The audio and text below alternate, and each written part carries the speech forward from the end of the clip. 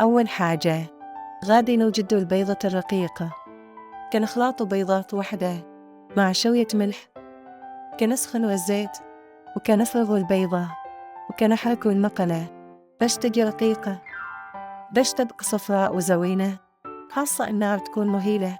وما تتحمرش. منين طيب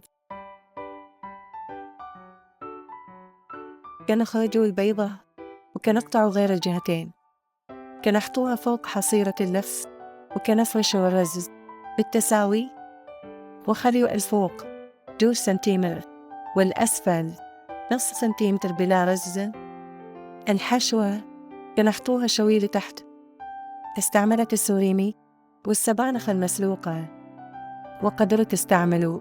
تونة بمايونيز، خيار، أفوكادو، فرماج كريمي، سالمون مدخ، ولا